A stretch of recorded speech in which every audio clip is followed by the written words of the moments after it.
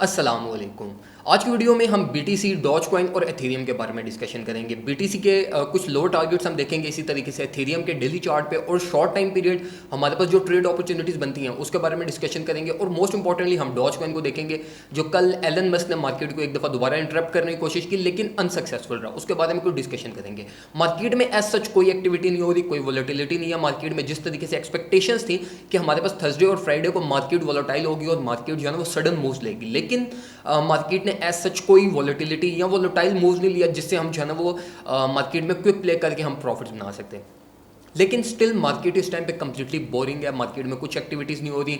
Fundamental analysis को देखें तो वो किसी दिन बैड न्यूज़ आ रही है, किसी दिन कुछ अच्छी न्यूज़ आ रही है, लेकिन उसका मार्केट पे इम्पैक्ट एज सच नहीं पड़ रहा। जो मार्केट पे मेजर इम्पैक्ट पड़ा था वो चाइना फंड से पड़ा, जो माइनिंग को उन्होंने कैंसिलेशन किया, और उसके बाद से अभी तक मार्केट अपने आप को स्टेबल नहीं कर पाई। हम स्टार्ट करते हैं ज़रा एथेरियम से। एथेरियम को अगर हम डेली चार्ट पे देखें तो एथेरियम का भी इस डेली चार्ट पे जो हमारे पास स्ट्रेट एक लो टारगेट है ना, वो हमारा लो टारगेट स्ट्रेट हमारा बनता है ये सपोर्ट लाइन। ठीक है, ये एक साइकोलॉजिकल सपोर्ट है और ये हमारी वैसे भी अगर हम सपोर्ट और रेजिस्टेंस एरियाज को अपने देखें दूसरे चार्ट पे शॉर्ट टाइम पीरियड पे देखें तो वहाँ पे भी हमारे पास इस एरिया पे राउंड अबाउट इसी के नियर हमारे पास सपोर्ट है।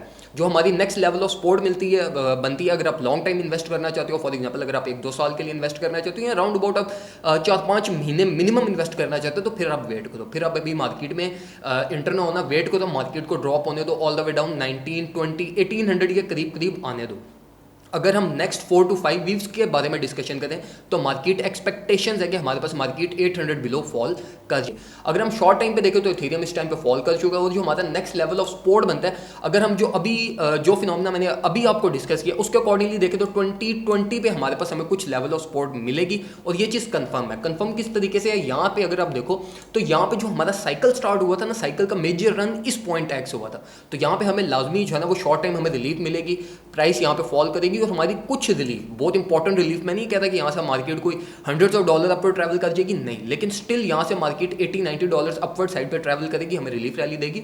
और एथेरियम अगर 80-70 डॉलर्स भी अपवर्ड ट्रैवल करता है ना तो ये बहुत अच्छे आप इसमें प्रॉफिट्स बना सकते हो, बहुत अच्छे और बहुत ईजी प्रॉफिट्स बना सकते हो। मैं एटलीस्ट जो अपने प्रीवियस 1-2 वीक्स, एटलीस्ट 2 वीक्स से ज़्यादा ही जो मैं प्रॉफिट्स बना रहा हूँ वो मैं इसी प्राइस रेंज में, एथेरियम की अगर 80-90 डॉलर्स प्राइस चेंज आता है तो बस मेरे लिए ये इनफ है। मैं इससे ज़्यादा एथेरियम में प्ले नहीं कर रहा क्योंकि मार्केट बोरिंग है। मार्केट में कोई एज सच कोई मेजर एक्टिविटी नहीं हो रही। मार्केट ऊपर जाते जाते नीचे गिर जाती है और नीचे जाते जाते मार्केट ऊपर चली जाती है। तो यू नेवर नो क्या कुछ होने वाला है हमारे पास। अगर हम थोड़ा और टाइम फ्रेम पे चले जाएं, अगर हम थोड़ा नेक्स्ट वीक की बात करें तो हमारे पास जो लेवल ऑफ सपोर्ट बनता है यही एक्सपेक्टेड है कि इस वीकेंड पे हमें प्राइस फॉल करेगी। प्राइस फॉल करने के बाद हमें जो लेवल ऑफ सपोर्ट है वो हमारा 1920, जिसका मैंने आपको डेली चार्ट पे भी बताया कि हमारा जो लेवल ऑफ सपोर्ट बन रहा है वो बन रहा है 1920। तो अगर आप लॉन्ग टर्म भी इन्वेस्ट करना चाहते हो और अगर आप शॉर्ट टाइम फ्यूचर्स ट्रेड करना चाहते हो तो फिर आपको वेट करना पड़ेगा, एटलीस्ट इस वीकेंड को सर्वाइव कर जो वीकेंड तक कोई ट्रेड ओपन ना करना। वीकेंड पे जो प्राइस चेक चल रही होगी एक्सपेक्टेड हमारे पास यही है कि नेक्स्ट वीक बुलिश होगा, और बुलिश जब नेक्स्ट वीक होगा तो उसमें फिर जो है ना वो 1900 या 2000 बिलो एंट्री लेके फिर उसको जो है ना ट्रेड को चलने देना और उससे फिर जो है ना वो कुछ जो नेक्स्ट आपका लेवल ऑफ रेजिस्टेंस है वहाँ तक प्रॉफिट लेना। अब अगर हम बीटीसी की बात करें तो बीटीसी की परफॉर्मेंस अगर हम देखें तो बीटीसी, जिस तरह मैंने आपको कल की वीडियो में बताया था कि हमारा जो ये मेजर डेली चार्ट पे ये वाला जो एरिया ना ये है हमारा मैक्सिमम एक्यूमुलेशन फेज। ठीक है, ऑल्दो अभी मार्केट में कोई एक्यूमुलेशन नहीं हो रही, वेल्स और बुल्स स्टिल वेट कर रहे हैं कि प्राइस फॉल करे, हम 25-24 तक फॉल करें जहां से जो है वो दोबारा एक दफ़ा वो हैवी किस्म की एक्यूमुलेशन कर सकें। तो वेल्स अभी शायद इंटरेस्टेड नहीं है मार्केट में, वो पता नहीं क्यों इस लोअर टारगेट से भी मार्केट में इंटर नहीं होना चाह रहे। लेकिन स्टिल अगर आप ये इस एरिया को देखो तो यहाँ से मार्केट और ट्रेडर्स की बेस पे यहाँ से मार्केट लाजमी बाउंस बैक की है। लेकिन अगर यहाँ पे आप देखो तो हमारे पास यहाँ पे बड़ी बड़ी विक्स क्रिएट हुई हैं, तो यहाँ पे भी एक्सपेक्ट करना कि एक विक क्रिएट होगी और यहाँ पे हमारे पास एक्सपेक्टेशंस ये भी हैं कि हम बीटीसी का डबल बॉटम जनरेट करने $30,000 तक फॉल कर सकते हैं। अगर आप यहाँ पे देखो तो हमारा ये एक बॉटम जनरेट हुआ है और इसका जो डबल बॉटम है वो अभी तक कंप्लीट नहीं हुआ। तो एक्सपेक्टेशंस यही है कि वीकेंड पे शायद प्राइस फॉल करके ऑल द वे डाउन 30,000 तक या 28,900 या 29,000 तक फॉल कर सकती है। अगर आप इसको हिस्ट्री उठा के देखो बीटीसी की तो बीटीसी लाजमी अपने डबल बॉटम्स या डबल टॉप्स लाजमी कंप्लीट करता है। तो अभी हमारा जो डबल बॉटम है उसका अभी सिर्फ एक लेफ्ट बॉटम क्रिएट हुआ है, राइट बॉटम क्रिएट होना बाकी है। तो वो एक्सपेक्टेड ये है कि इस वीकेंड तक प्राइस फॉल कर सकती है। अगर आपकी कोई बीटीसी की ट्रेड चल रही है तो मैं आपको ये रिकमेंड करूंगा क्लोज कर दो। मेरी जो कल की ट्रेड थी, मेरी ट्रेड 30,900 से वो ट्रेड मेरी ओपन थी। ठीक है, ऑल द वे आपको 36,500 तक भी गया, मैंने उसको क्लोज नहीं किया था, वापस नीचे आई है।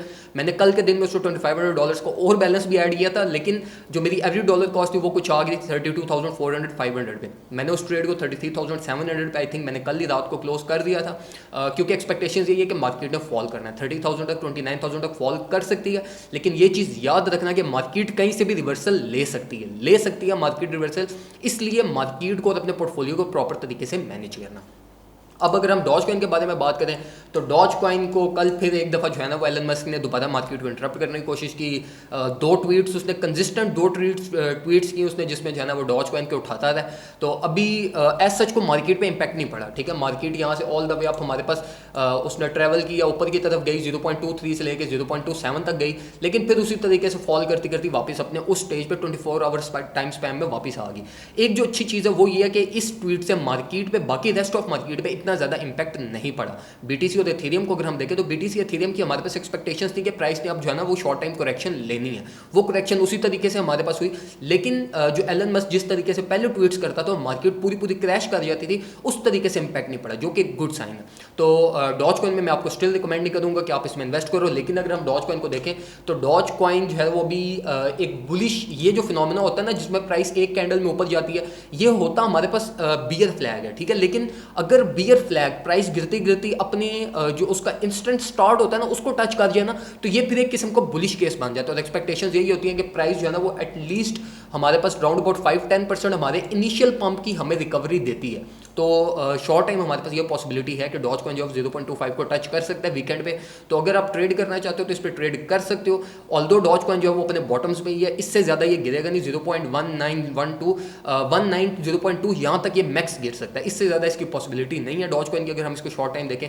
लेकिन इसकी रिलीफ रैली हमें जो है ना वो 0.25 तक लेके जा सकती है। मैं आपको स्टिल रिकमेंड नहीं करूँगा कि आप डॉज कॉइन में ट्रेड करो, इससे बेहतर यह है कि आप इथेरियम में कोई लॉन्ग पोजीशन ओपन कर लो, वो आपको कोई शॉर्ट टाइम आपको लाजमी प्रॉफिट दे देगी एज कम्पेयर टू डॉज। अगर आप डॉज में स्टक हो जाते हो तो ये आपके लिए जो है ना वो डेंजरस है। इसी के साथ साथ मैं आपको ये भी बिल्कुल रिकमेंड नहीं करूँगा कि आप चाहे बीटीसी और एथेरियम इनमें से किसी भी कॉइन के इस टाइम पे शॉर्ट पोजीशन ओपन करो, क्योंकि ये जो प्राइस टैग्स हैं ये क्विक प्राइस टैग्स हैं, कहीं से भी मार्केट रिवर्सल ले सकती है। तो अगर आप इन प्राइस टैग्स में स्टक होगे तो ये आपके लिए बहुत डिफिकल्ट हो जाएगा मार्केट से एग्जिट करने के लिए, इसलिए शॉर्ट की पोजीशन ओपन ना करना।